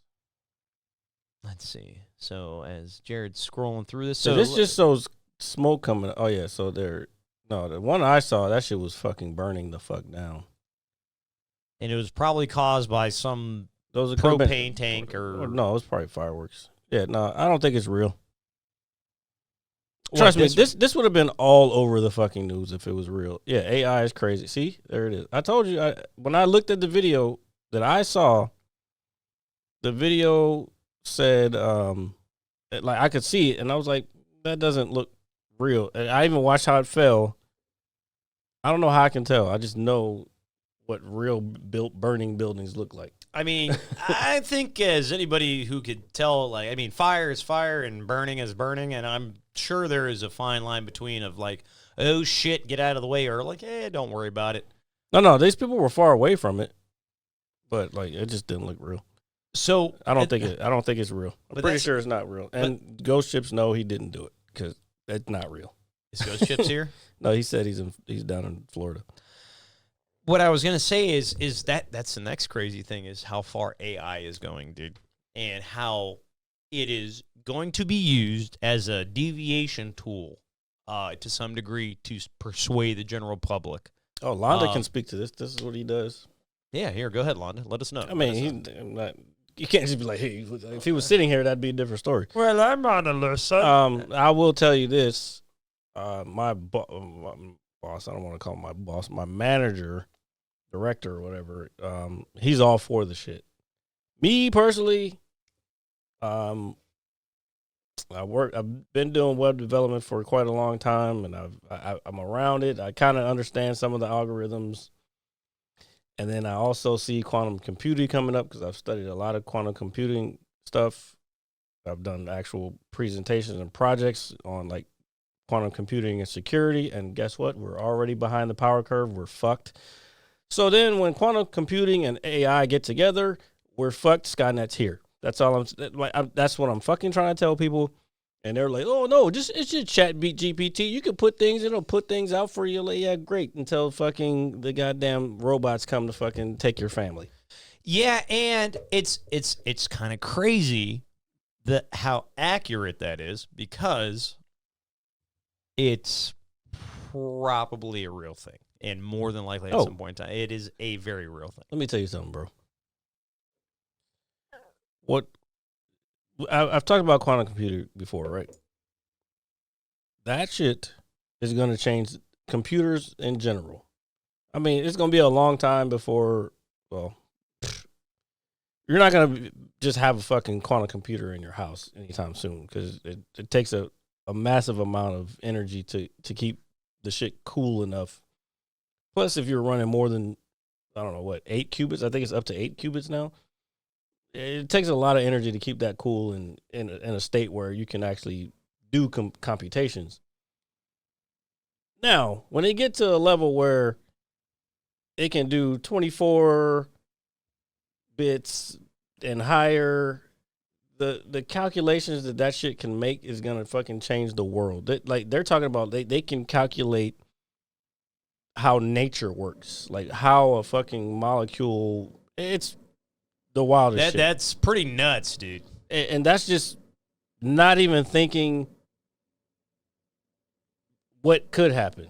Now, the way AI works, and Lana can kind of, well, he's already going into it, but basically you give, and that's machine learning also, but you give this machine a data set, and it starts to learn from that. You ask it questions and it starts to learn from that data set. So, like the internet, for one thing. If you give ChatGPT full fucking scope of the internet, it can get information. So you ask it from that, it's going to snatch a whole bunch of shit from that. Now, you combine that with quantum computing, it can do all that in a fucking zip of time and scan any information, plus learn at the same. You got to remember, it's learning at the same time. So it failed this point. Okay, so next time we'll do this. It's basically like a robot taking his little cybernetic tool, plugging it into the next CPU, and just learning all of American history at one time. Yeah, but it's world history.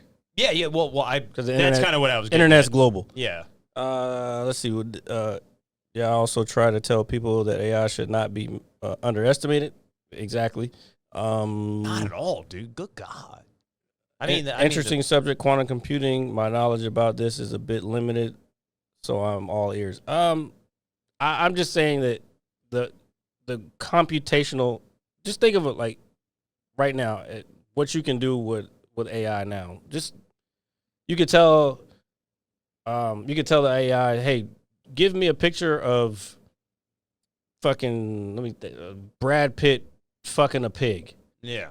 It may not come out exactly, but it'll learn the more information you give it. Like AI fucking a pig, but make it more realistic. There's a bunch of, you just got to know the prompts. So you basically tell it what to do, and it figures it out. But it has to have that information already in its data set. Like, all right, so this is Brad Pitt. This is a fucking pig.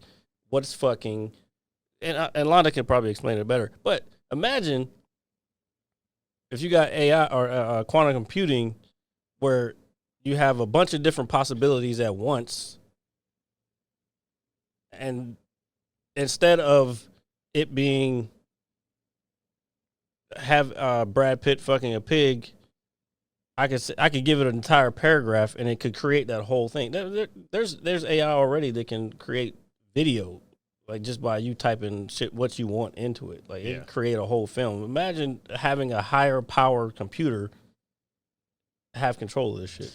So then we could probably maybe elaborate on it a little bit, but does that make AI like God to an extent? No, you're going too far. All right. I'm just saying. Again, because, it's not. It has nothing to do with what. All right. I was just throwing it out. It's there. still AI. It's still artificial intelligence. It's like now. That's not to say that we aren't possibly already in an AI situation. Like we could all just be in some simulation somewhere making up this shit. Because if you think about it, if we can make it, how come something else didn't make it before? Yeah. No. Actually, dude, I 100% would do. When I was a kid, I used to think that, like, when I was riding in the school bus, right? I thought of, I was like, hey, like, just like how you're saying a simulation, I said, when you're a kid and you have a bunch of action figures, you're playing make-believe in your head. It's like, oh, hey, Power Ranger. Oh, hey, Lord Zed, blah, blah, blah, fight. You're controlling the narrative in your head. Yeah. One day I was riding the bus and I said to, I don't know if it was the bus driver or somebody on the bus, I said, hey, what if somebody's just playing with all this? What if we're just a bunch of action figures and somebody's just like, hey. Exactly. Somebody's like, hey, RJ's going to ride the bus today. And then he's going to ask this person, hey, Mr. Bus Driver or Mrs. Bus Driver, are we really people? No, there is no, where are they? Yeah, but, think about as much as you play video games, or anybody, or a lot of us in here play games,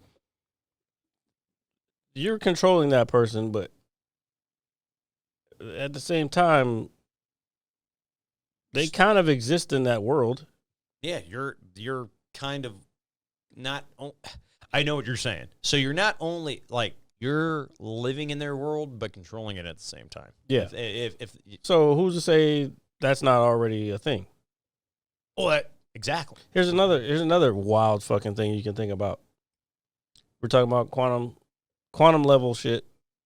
When you're in your sleep and you're dreaming, that's a different reality, right?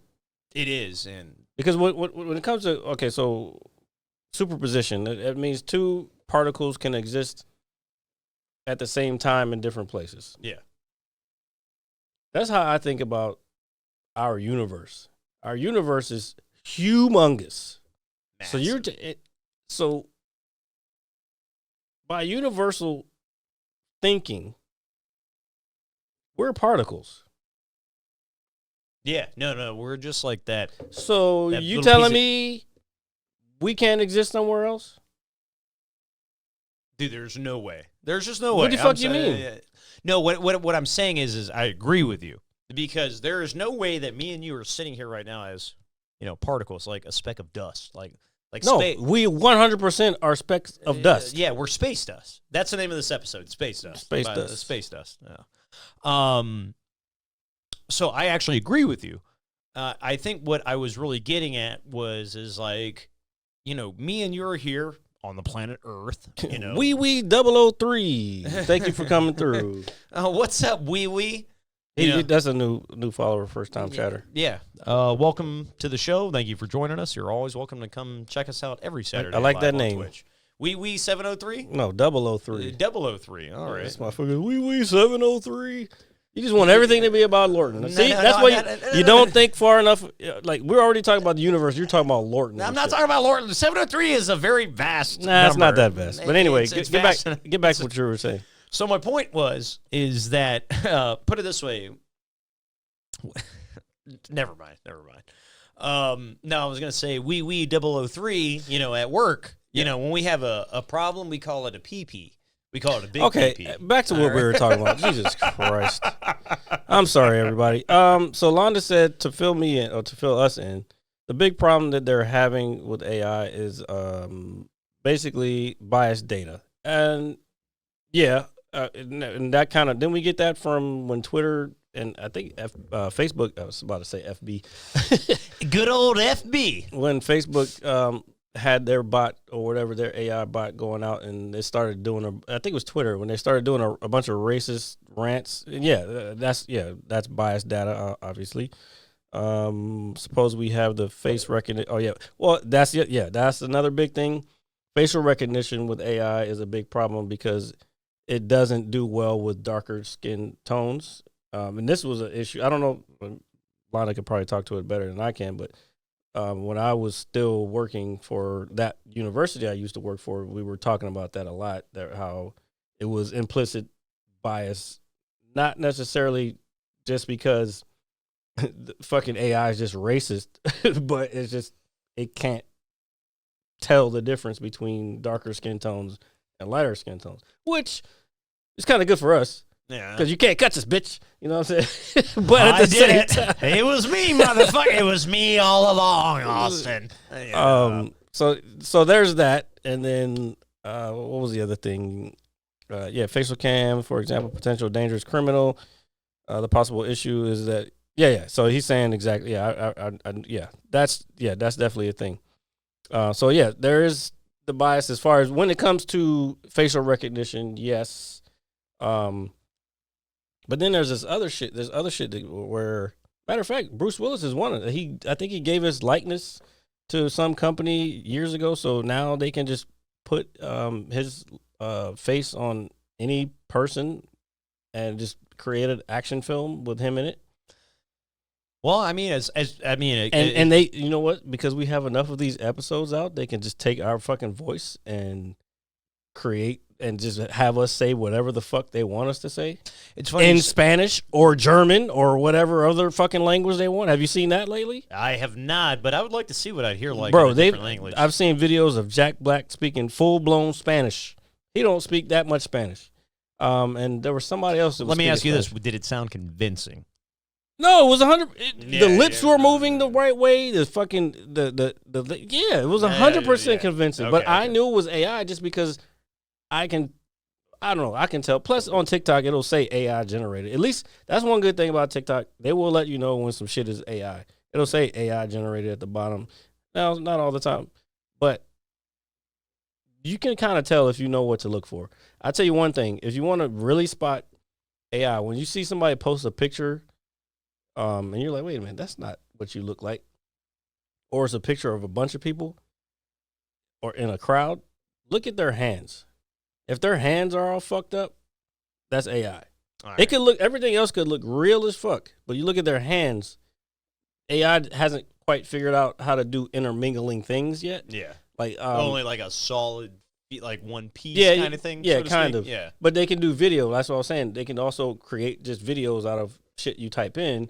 Like I watched one the other day. It was like, oh, give me a litter of puppies. So it was a litter of puppies playing around, but then you see like 2 or 3 puppies coming out of each other, and then they're just fucking, but they look normal. If you don't know what you're looking at, you just think there's normal puppies, but then you look like, oh wait, why did that teleport out of that fucking puppy's asshole? Yeah, you know what I'm saying. And it takes a very strong mind, or I wouldn't even say a strong mind. I would think just somebody who is just generally not A critical thinker. So. Yeah, like naive, I guess is the word. Oh, you mean to just believe shit? Yeah, No, there's a lot of them. There's a lot of people will believe, bro.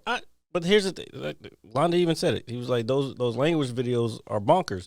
Yes, they are bonkers because to the lay person, they're not going to be able to tell. Like, wait, if the caption says at the top or the title says at the top, Jack Black speaking Spanish in the interview, you're going to believe it. Yeah. It's because you don't know any different. You think, oh, he's just fucking speaking 100% fluent Spanish? No. Nah, son. Yeah. Like, that's not what that is. No bueno. I wish I had one pulled up, but yeah, this episode isn't real. Yes, and RJ is gone. The who, me?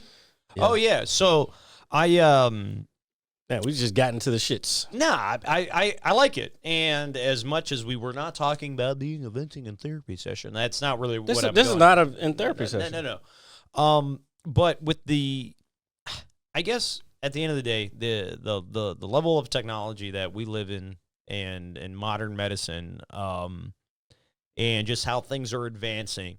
It's pretty wild. It's pretty wild in the sense that, we are all subjective to certain levels of thinking and ways of thinking. And then when you really hit the the wall, and you're like, oh shit, everything I thought the whole time is completely, I wouldn't say irrelevant, but it's much bigger, is really what AI is coming to. Because trust me, I mean, as cool as I would feel to see a video of me speaking in a different dialect that I am not obviously accustomed to speaking. Not without your permission. No, fuck no, dude. Because who knows what I'm saying to something, and I don't understand it. Yeah, exactly. This is what we're talking about. This is the whole point of the conversation. This is just the lower levels of the problems that AI can create. It's not in full force yet. The full force is fucking T-1000 is coming to get your ass. And as a fan of Terminator and as a fan of Patrick Stewart. And I want to say, Patrick Stewart? I know. I wanted to fuck with you. I just wanted to fuck with you. What? Yeah. Okay. I'm just going to leave that one alone. By the way, I want to kind of apologize to my trivia teammates a couple weeks ago. Did you yell at them? No. Right. We had a question. What was the name of the Terminator and the second Terminator, the Arnold Schwarzenegger character? Oh, I know exactly what it is. Okay, what was it? He's a T-800. Okay, so we had multiple choice, and for some reason, the first thing that came in my head was T-1000. Before you start, all right, I didn't realize until after that the T-1000 was not Patrick Stewart. Now you fucked me up. Yeah, see? Patrick something. Patrick Roberts. Patrick Roberts. Yeah. No, Robert Patrick. Robert Patrick. There you go. You didn't even get it right. No, I'm just Stop pointing at me like you fucking got it. So Robert Patrick's character was the T-1000. And yes, the original Terminator was the T-800. And I was so mad about it. Oh, dude, you know what's crazy? That is, I'll be upfront with you, dude. If that was a question I got wrong, I was pissed. The rest of the fucking game, I was done. I was like, bro, I don't even want to play no more. That is, and I'm not mad at you. I'm not. I promise. I'm mad at myself still. 2 weeks later. But I'm gonna tell you. Like, yeah, you're right, Londa. I was wrong. Yeah. My dad, God rest his soul, dude. I would, if I said the same thing. Honestly, I feel for you because I would feel the same way. I was so pissed. Yeah, and it's okay. You can ask Dan next time you see him. I was pissed. Yeah, no, and honestly, if there's one thing that any of us, because I forgot there was even a T-800, to be honest. Yeah, no, because if you think about it, and it's hard to really, if you don't watch the films, you don't know, especially with the lore, because you're going into the second film. So Arnold's character is technically the older model without the liquid metal. Don't even try. Yeah. I was gonna try it, but the liquid metal. So yes. but I would have been just as mad as you, dude. I was mad. That is really like, that's like a man question. Like, you know what I mean? Like, well, the thing is that week was Valentine's Day, and like all the other questions, it was weird because usually we get like real like questions, but this one was a lot of pop culture questions. And it was supposed to be like Valentine's Day question. And I was like, why the fuck did we get a T1? Like, I don't even know that question was in there, but whatever. Either way, I'm still upset about getting that one wrong. We ended up getting third, which I hate. Put it this way, if you would have got it right, would it put you in first? We'd have been closer. Yeah, I mean. We also got a couple other ones wrong that we shouldn't have gotten wrong. But it's just... those days are hard because usually when it just starts out as like we have our core, but then a lot of people will come from other places and they're already fucked up and they want to put their 2 cents worth in. Yeah, and that's something I've learned is that, and this applies to everybody that listens to this show, or if you ever listen to the show, you might love somebody, dude, but if you run into them and they're in a completely different frame of mind, do not listen to them at all. Whatever that means. What I'm saying is that when somebody is overly emotional when they're intoxicated. Oh. Yeah, overly emotional. All right. I'm guilty of it. Yeah, you're right. And I'm not ashamed of it either. Even if it is a little cringy sometimes. You can't you can't just be too hard on yourself. And that's my biggest problem. No, well, the next day is usually that's what's fucked up about alcohol. It's a depressant, so that's what happens. And so that's why when you stop drinking, you feel much better about yourself because you're not causing your fucking body to be depressed. Yeah, and I will say after doing this for I guess pretty consistently for the last 2 weeks after being kind of high and dry for a while. Shit's really not good for you, man. It's just no shit. Yeah, we all know that. Yeah, and it stinks because we know we are better than that, and we are good at what we do, and we make a great podcast. If you can handle it you can have it ever so often, but if you can't, just stay away from it. And Jared is correct. And you know what else is a very factual statement, folks? Is that you join us every Saturday night live around here, 6:30 p.m. on Twitch. Around here? Around here. That's my Beyonce. Texas I was going to say, yeah. Nice callback. Yeah, my Beyonce Texas Hold'em. It's a really good song. But if I have to say one thing, don't worry about the intro, worry about the outro. Ladies and gentlemen, thank you for listening. Your presumption is correct, nigga. Absolutely. Thank you for listening to episode 222. 222s. Rick Ross voice. 22 twos. Jay-Z voice. Yeah. Of the Mad Scientist Lab podcast. As always, it is I, RJ, the pizza guy. He was a fat Faison liar. Along with Jared, the visual mad scientist. And I have a very special announcement to make. I don't care about this shit, though, dude. Next week, we are going to be joined by a very special guest. Don't tell him who, because I don't even know. Emotional damage. Let's just say we should all just grab a bunch of 10. Thank you, Londa. We will see you guys next week. I already know who it is. As always, like, share. We out. Hard, you won't see nothing. Ever.